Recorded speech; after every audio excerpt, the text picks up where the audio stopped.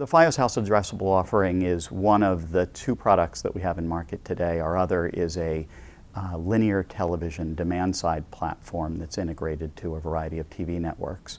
But the Fios household addressable offering actually just passed its 1-year anniversary milestone, which we're really excited about.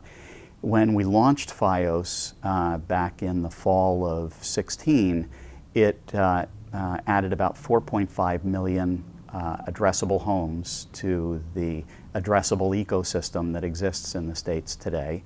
That, by our math, is about 15% growth in the quantity of linear homes that are now addressable through our offering.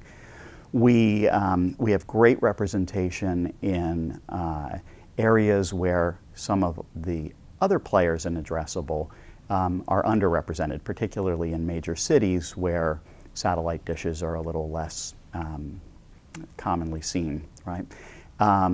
The household addressable offering has some unique elements to it that we think are worth pointing out, but really in household addressable, there's a thirst for scale on the part of marketers, and so I don't think it's an either or where we need to have an offering that's better than an AT&T or a Dish network, but I think some of these distinguishing characteristics are important nonetheless. So we have, because we're a wired network and we're not using satellite technology for household addressable, we have closer to a real-time connection to the household. So the time it takes us to deploy a campaign is only a couple of days as opposed to a couple of weeks. The time it takes for us to swap out creative or cancel the running of a piece of creative if there's a problem is very rapid when compared to our competitors. And when it comes to the output at the end of a campaign that's used for attribution studies, we not only have that data faster because of the wired network, but we also have reporting from 100% of set-top boxes. So there's no modeling when attribution studies are done within our household addressable footprint. So is household addressable a hard sell to agencies and brands, or are some brands more prone to take it up than others? Yeah, I think there's really, I'd say, two main categories of marketers that we're seeing that are working with addressable. Some have products that have a specific audience that they're after, whether it's a high-end auto manufacturer looking for auto intenders who are above a certain income level and have other characteristics that they've found are conducive to being interested in buying their vehicles, or go to a far extreme, a Maserati, right? So for Maserati to buy traditional linear television, I don't imagine is something they think would make sense given the small number of people who are in market for Maseratis.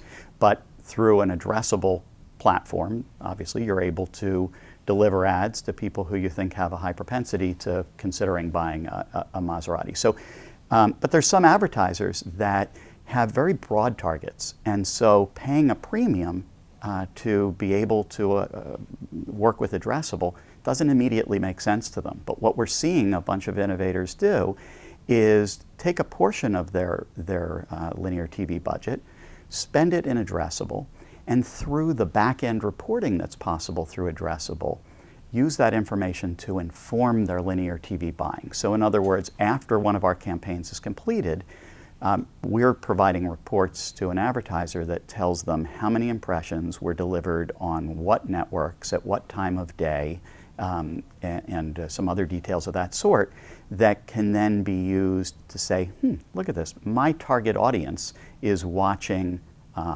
a lot of Bravo. I never realized that my target audience watches a lot of Bravo. So through household addressable, you're able to make these types of observations and apply them to your broader linear TV buy. And so I think most advertisers who are embracing it are falling into one of those two camps, but it's a learning process, and there's definitely still a lot of work to be done because people are used to doing things the way we have the past 50 years. So you're able to show advertisers that the pricing differential, the premium, or whatever you want to call it, is worth it in terms of the return?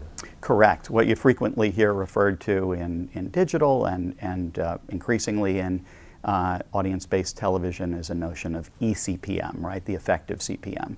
So you might be paying with regular linear television a $20 CPM to advertise, but if only 25% of the people who are viewing the commercial are your target or could be a potential customer of yours, then we really think the effective CPM isn't $20, it's $40. That's assuming there's no value to the waste. And there is, I think, a notion of what we like to call positive wastage. So we recognize there is value to waste, but still a $40 effective CPM. So if an advertiser can spend $25 on a CPM and only deliver their message to that 25% of people watching a show that are within their target, the economics are phenomenal, because then their effective CPM, instead of being $80, is $20 or $25. So yeah, that's a process for advertisers to have to go through, as well as the agencies. And I think some agencies are further along in arming their teams to work with clients to explain the value of addressable television.